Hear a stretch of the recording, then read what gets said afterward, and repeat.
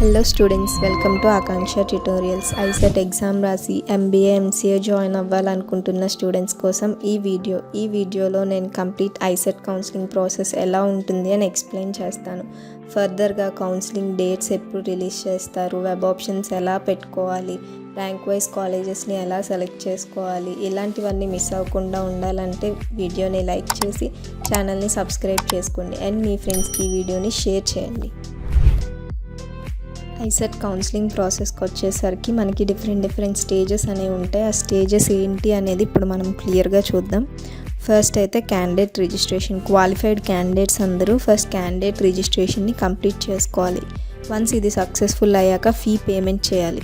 Fee payment successful అయ్యాక మనం upload చేసిన డాక్యుమెంట్స్ అనేవి వెరిఫై అయితే మనకి వెబ్ ఆప్షన్స్కి అలా ఉంటుంది. ఒకవేళ ఏవైనా ఇన్వాలిడ్ సర్టిఫికేట్స్ ఉంటే మనకి రీఅప్లోడ్ ఆప్షన్ ఇస్తారు. వన్స్ వెబ్ ఆప్షన్స్ కంప్లీట్ అయిన ఫ్యూ డేస్లో మనకి సీట్ అలాట్మెంట్ అనేది జరుగుతుంది. సీట్ అలాట్మెంట్ జరిగాక మనం ప్రొవిజనల్ అలాట్మెంట్ ఆర్డర్ని డౌన్లోడ్ చేసుకొని కాలేజ్లో అండ్ పోర్టల్లో సెల్ఫ్ రిపోర్టింగ్ ఇవ్వాలి. ఇప్పుడు ఈ స్టేజెస్ గురించి మనం డీటెయిల్గా చూద్దాం. ఫస్ట్ అయితే క్యాండిడేట్ రిజిస్ట్రేషన్.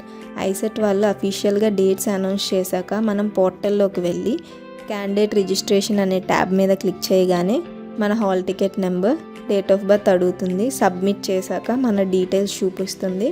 ఒకవేళ మనం ఇందులో డీటెయిల్స్ ఏమైనా చేంజ్ చేయాలనుకుంటే ఇక్కడ చేసుకోవచ్చు.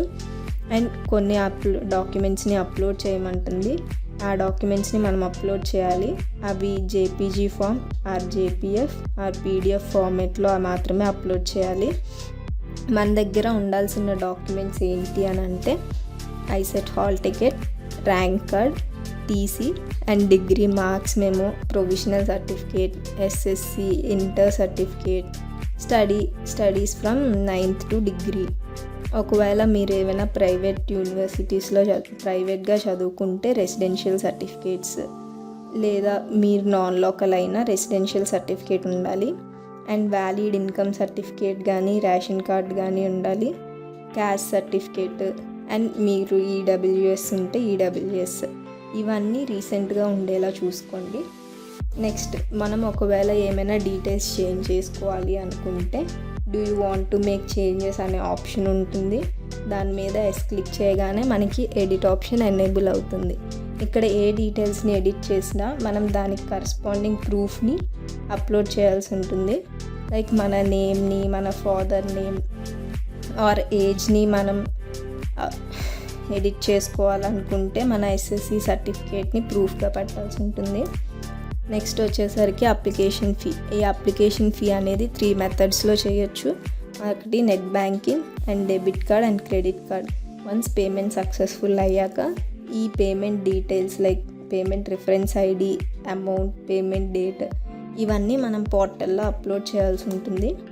సో ఇప్పుడు మనం ఫీజు చూసుకుంటే ఓసీ అండ్ బీసీ వాళ్ళకి 1200, ఎస్సీ, ఎస్టీ, పిహెచ్ వాళ్ళకి 600 ఉంది ఫీజు.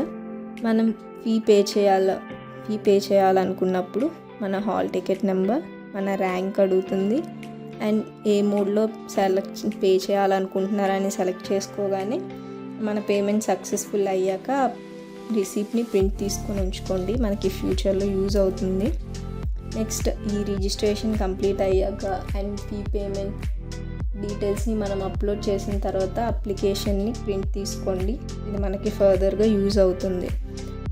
వితిన్ ఫ్యూ డేస్లో మనకి మన డాక్యుమెంట్స్ వెరిఫికేషన్ కంప్లీట్ అయ్యి వెబ్ ఆప్షన్స్కి అలా వస్తుంది. ఒకవేళ వెరిఫికేషన్లో ఏమైనా ఫాల్ట్స్ ఉంటే రీఅప్లోడ్ ఆప్షన్ అనేది ఇస్తారు. సో ఫ్రీక్వెంట్గా మీ మెయిల్స్ అండ్ మొబైల్స్ చెక్ చేసుకుంటూ ఉండండి. అండ్ అప్పుడప్పుడు పోర్టల్ కూడా చెక్ చేస్తూ ఉండండి. సో ఒకవేళ మీరు ఏమైనా ఇన్వాలిడ్ డాక్యుమెంట్స్ పెట్టినా, మీ డాక్యుమెంట్స్ రిజెక్ట్ అయినా మీకు రీఅప్లోడ్ ఆప్షన్ ఇస్తారు. ఇది ఆప్షనల్ మాత్రమే, వాళ్ళు ఇవ్వాలనుకుంటే ఇవ్వచ్చు లేదా డైరెక్ట్గా రిజెక్ట్ చేసేయచ్చు. సో మనం అప్లోడ్ చేసేటప్పుడే కేర్ఫుల్గా అప్లోడ్ చేసుకోండి. Next web option selections. Once మనకి వెరిఫికేషన్ కంప్లీట్ అయ్యాక సెట్ అయిన డేట్స్లో మనకి వెబ్ ఆప్షన్స్ అనేవి ఓపెన్ అవుతాయి. ఆ టైంలో మనం పోర్టల్లోకి వెళ్ళి వెబ్ ఆప్షన్స్ పెట్టుకోవాలి. ఫస్ట్ వెబ్ ఆప్షన్స్ పెట్టుకోవాలంటే వెబ్ ఆప్షన్స్ ఆప్షన్ మీద క్లిక్ చేస్తే మన బేసిక్ డీటెయిల్స్ అడుగుతుంది. ఐసెట్ హాల్ టికెట్ నెంబర్, మన డేట్ ఆఫ్ బర్త్, అండ్ ఆ డీటెయిల్స్ని ఎంటర్ చేయగానే మనకి వెబ్ ఆప్షన్స్ పెట్టుకోవడానికి ఎనేబుల్ అవుతుంది. అందులో మన కాలేజ్ టైప్ని సెలెక్ట్ చేసుకుంటాం. మనం ఏ టైప్ ఆఫ్ కాలేజ్ని సెలెక్ట్ చేసుకోవాలనుకుంటున్నాం అండ్ డిస్ట్రిక్ట్ని సెలెక్ట్ చేసుకుంటాం. ఆ కాలేజెస్ని మనకి డిస్ప్లే చేస్తుంది. మనం అందులో ఏ కాలేజెస్ని సెలెక్ట్ చేసుకోవాలి అని మనం ప్లస్ ఆప్షన్ మీద క్లిక్ చేస్తే మనకు అవి యాడ్ అవుతాయి. లాస్ట్లో మనం సేవ్ చేసుకోవాలి. వన్స్ డేట్స్ అనేది అనౌన్స్ చేశాక ఎలా వెబ్ ఆప్షన్స్ పెట్టుకోవాలని నేను క్లియర్గా వీడియో చేస్తాను. వన్స్ మనకి డేట్ అయిపోయాక అవి ఆటోమేటిక్గా సేవ్ అయిపోతాయి.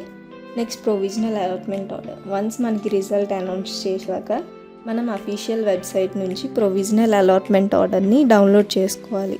ఇది డౌన్లోడ్ చేసుకున్నాక మనకి సీట్ అలాట్మెంట్ జరుగుతుంది, ఏ కాలేజ్లో సీట్ వచ్చింది అని. సో ఇక్కడ మనం ఐసెట్ పోర్టల్లోకి వెళ్ళి మన లాగిన్ క్రెడెన్షియల్స్ ఇస్తే మనకి రిజల్ట్ అనేది చూపిస్తుంది. దాన్ని డౌన్లోడ్ చేసుకొని మనం ఫ్యూచర్ రిఫరెన్సెస్ కోసం పెట్టుకోవాలి.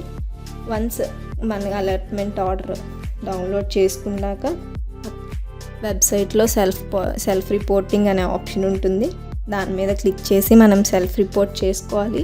అండ్ వాడిచ్చిన డేట్స్లో మనం కాలేజ్ దగ్గరికి వెళ్ళి కూడా సెల్ఫ్ రిపోర్టింగ్ చేసుకోవాలి. అప్పుడు మాత్రమే మన సీట్ కన్ఫర్మ్ అవుతుంది. సో ఇప్పుడు నెక్స్ట్ మన దగ్గర మనం చేసే కొన్ని మిస్టేక్స్ ఏంటంటే మన అప్లికేషన్ని ఫిల్ చేసినప్పుడు కేర్ఫుల్గా ఫిల్ చేయండి. ఎందుకంటే వన్స్ మనం డీటెయిల్స్ని సబ్మిట్ చేస్తే మనం మళ్ళీ చేంజ్ చేయలేం కాబట్టి. అండ్ మన హాల్ టికెట్, రిజిస్ట్రేషన్ ఫామ్, మన పేమెంట్ రిసిప్ట్ ఇవన్నీ మనం కాపీస్ తీసుకొని ఉంచుకోండి. ఫర్దర్గా ఎప్పుడైనా యూజ్ అవుతాయి.